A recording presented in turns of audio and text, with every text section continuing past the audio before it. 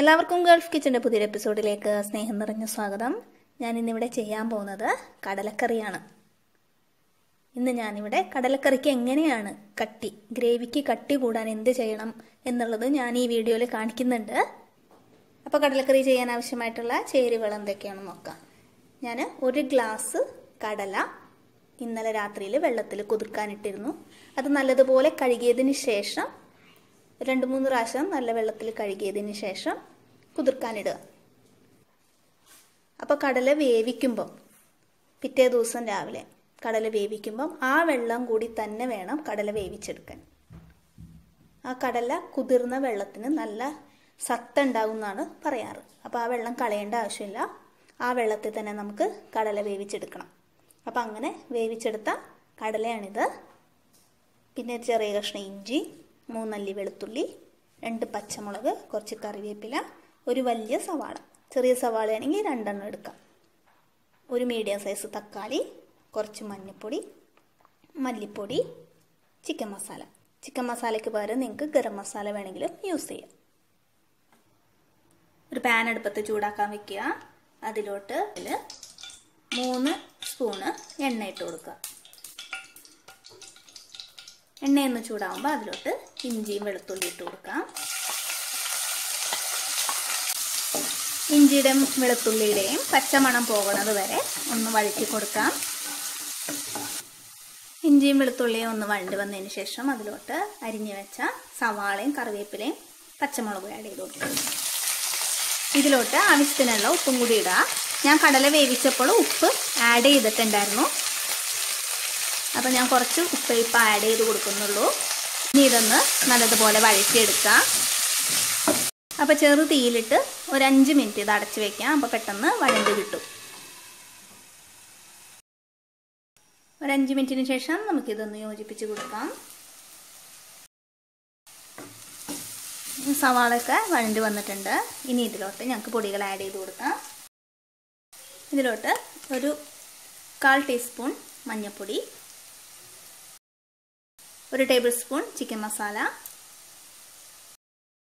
പിന്നെ ഒരു 3/4 table spoon മല്ലിപ്പൊടി.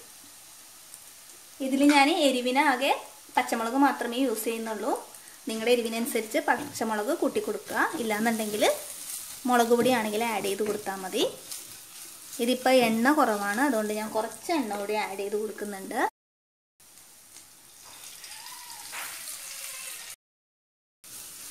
ഈ മസാലപ്പൊടിയുടെയൊക്കെ പച്ചച്ചുവ മാറി വരണം.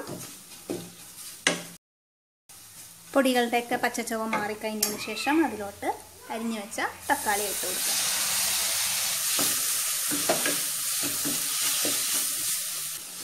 തക്കാളി ഇതിൽ കിടന്ന് നല്ലതുപോലെ വെന്തുടയണം. അതുകൊണ്ട് ഒരു 3 മിനിറ്റ് കൂടി ഇത് നമുക്ക് അടച്ചു വയ്ക്കാം. 3 മിനിറ്റിന് ശേഷം വീണ്ടും തുറന്നു കൊടുക്കാം. തക്കാളിയൊക്കെ നല്ലതുപോലെ വെന്ത് ഉടഞ്ഞിട്ടുണ്ട്. ഇനി ഇതിൽ നിന്ന് ഒരു 1.5 ടേബിൾ സ്പൂൺ മസാല മിക്സിയുടെ ചെറിയ ജാറിലോട്ട് ഇടാം. അതുപോലെ തന്നെ ഒരു 2 ടേബിൾ സ്പൂൺ കടല വേവിച്ചതും കൂടി ഇടുക. അതിനുശേഷം ഈ കടല വേവിച്ച വെള്ളം കുറച്ച് ഇതിലിട്ടിട്ട് നല്ലതുപോലെ അരച്ചെടുക്കാം. ഇനി ഇതിലോട്ട് നമുക്ക് കടല വേവിച്ചത് ആഡ് ചെയ്ത് കൊടുക്കാം.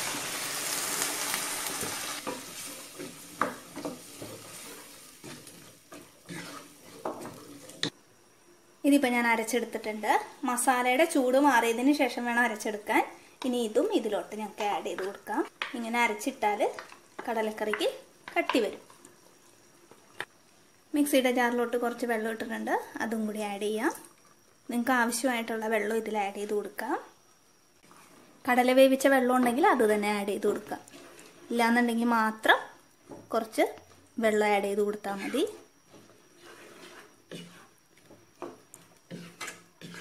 ഇപ്പോൾ ഉപ്പ് ടേസ്റ്റ് ചെയ്തിട്ട് ഉപ്പ് വേണമെന്നുണ്ടെങ്കിൽ ആഡ് ചെയ്ത് കൊടുക്കാം.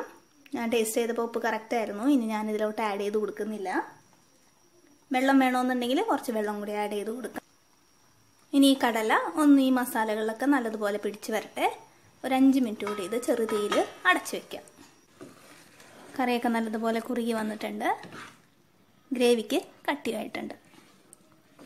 ഇനി നമുക്കിതൊരു സെർവിങ് ഡിഷിലോട്ട് മാറ്റാം. അപ്പോൾ നല്ല ടേസ്റ്റി ആയിട്ടുള്ള വെറൈറ്റി ആയിട്ടുള്ള കടലക്കറി റെഡി ആയിട്ടുണ്ട്. ഇത് ചൂട് പുട്ടിൻ്റെ കൂടെയും അപ്പത്തിൻ്റെ ഇടിയപ്പത്തിൻ്റെ ഒക്കെ കൂടെ കഴിക്കാൻ പറ്റിയ നല്ലൊരു സൈഡ് ഡിഷാണ്. ഇതെല്ലാവരും വീട്ടിൽ ട്രൈ ചെയ്ത് നോക്കുക. അതുപോലെ എൻ്റെ വീഡിയോ ഇഷ്ടമായാൽ ഷെയർ ചെയ്യാനും ചാനൽ സബ്സ്ക്രൈബ് ചെയ്യാനും കമൻറ്റ് ചെയ്യാനും ലൈക്ക് ചെയ്യാനും ഒന്നും മറക്കരുത്. താങ്ക്